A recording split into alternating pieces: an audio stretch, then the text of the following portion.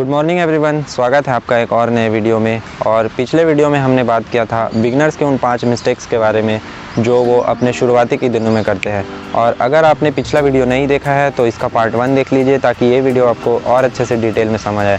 और अगर आप चैनल पर नए हैं तो चैनल को अभी के अभी सब्सक्राइब कीजिए और मुझे इंस्टाग्राम में भी फॉलो कीजिए। तो चलते हैं आज के हमारे पहले टॉपिक की तरफ, जो कि है डिपेंडिंग ऑन सप्लीमेंट्स। आज के दिन भी लोगों के मन में सप्लीमेंट्स के बारे में बहुत सारी गलतफहमियां हैं, और सप्लीमेंट से यहाँ मेरा मतलब है वे प्रोटीन से। तो इसको हम 2 कंडीशंस के रूप में लेते हैं। और पहला हमारा कंडीशन है, अगर आपके डेली डाइट से आपके सारे मैक्रोस कंप्लीट हो जाते हैं तो आपको अलग से सप्लीमेंट्स लेने की ज़रूरत नहीं है। जैसे अगर आपके डाइट से आप दिन में 2 ग्राम्स ऑफ प्रोटीन पर KG of your body weight complete कर लेते हैं तो आपको अलग से सप्लीमेंट प्रोटीन लेने की ज़रूरत नहीं है। उदाहरण के लिए, जैसे आप एग्ज़ाम दे रहे हैं और अगर आपके आंसर्स उस पार्टिकुलर शीट में नहीं आ रहे तब आपको अलग से सप्लीमेंट शीट लेने की ज़रूरत होती है। उसी प्रकार अगर आपके डाइट से ही आपके प्रोटीन गोल्स पूरे हो जाते हैं तो आपको लेने की ज़रूरत नहीं, और अगर आपके डाइट से ही आपका प्रोटीन गोल पूरा नहीं होता तब आपको वह एक्स्ट्रा सप्लीमेंट लेने की ज़रूरत पड़ेगी। अब आते हैं हमारे कंडीशन नंबर 2 पे।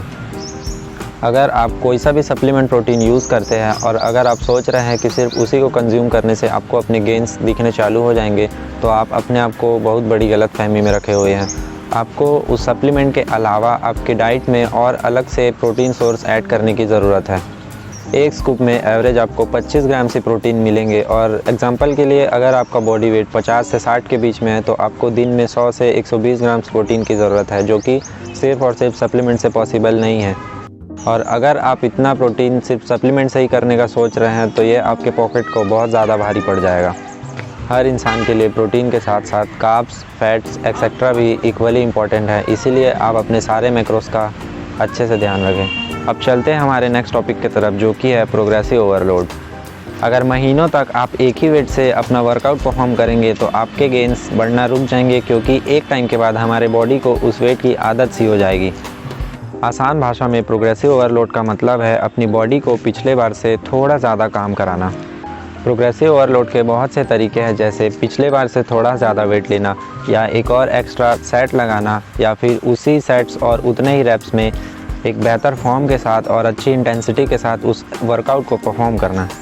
अगर आपको अच्छे टेक्निक और बेहतर फॉर्म के साथ ऐसे सेट्स मिल रहे हैं तो आपको सिंपली अगले बार वेट बढ़ाने की ज़रूरत है। अब चलते हैं हमारे तीसरे मिस्टेक्स पे, जो कि है over training. Most of the time हमें नहीं पता होता कि हमारा ट्रेनिंग सेशन कितने घंटे का होना चाहिए। और जब मैंने ट्रेनिंग स्टार्ट की थी तो मुझे नहीं पता था कि मेरा ट्रेनिंग सेशन कितने घंटे का होना चाहिए, इसलिए मैं 2 घंटे तक ट्रेन करता था, जो कि एक बहुत बड़ी गलती थी। वार्म अप और स्ट्रेचिंग को इंक्लूड करके आपका ट्रेनिंग सेशन 45 मिनट से 80 मिनट्स के बीच होना चाहिए, और ये डिपेंड करता है आपके वर्कआउट इंटेंसिटी पे। चलते हैं हमारे नेक्स्ट टॉपिक की तरफ, जो कि है स्लीप हाइजीन। एक नेचुरल लिफ्टर के लिए मसल बिल्डिंग के मेन 3 पॉइंट होते हैं, जो कि है डाइट, ट्रेनिंग और रिकवरी। और आज के डेट में मोबाइल का यूज़ इतना बढ़ चुका है कि लोग अपने स्लीप को सेक्रीफाइस कर देते हैं, और मोस्ट ऑफ द टाइम हमारा मसल उसी टाइम बिल्ड होता है जब हम सो रहे होते हैं।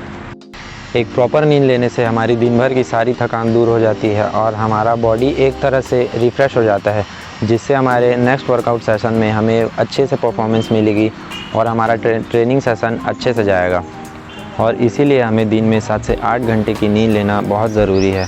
ये हो गया हमारा चौथा पॉइंट। अब चलते हैं हमारे 5वें पॉइंट की ओर। तो हमारा अगला मिस्टेक है इंटेंस कार्डियो। कई लोग अक्सर ये मिस्टेक करते हैं कि वो वेट ट्रेनिंग से ज़्यादा फोकस कार्डियो में करते हैं, और अगर आपका मेन गोल मसल बिल्डिंग है तो आपको कार्डियो में उतना ज़्यादा फोकस करने की ज़रूरत नहीं। आपका मेन फोकस मसल हाइपरट्रॉफी में होना चाहिए। और अगर आप कार्डियो वेट ट्रेनिंग से पहले करते हैं तो ऐसा ना करें, क्योंकि आप कार्डियो में इतना थक जाएंगे कि वेट ट्रेनिंग में आपको अपने क्वालिटी सेट्स और वो परफॉर्मेंस नहीं मिल पाएगी। और अगर आप फैट लॉस करना चाहते हैं तो भी पहले अपना वेट ट्रेनिंग कंप्लीट कीजिए, उसके बाद आप कार्डियो कीजिए, क्योंकि आप उस टाइम थक चुके होंगे और आप फैट बर्निंग स्टेज पे रहेंगे, और उस टाइम आपकी बॉडी आपके एक्सेस फैट को बर्न करके एनर्जी के रूप में यूज़ करेगी। I hope you get a little bit of information from this video, और इस वीडियो को अपने ऐसे दोस्त के साथ शेयर कीजिए जो इनमें से कोई सा भी मिस्टेक रिपीट कर रहा हो।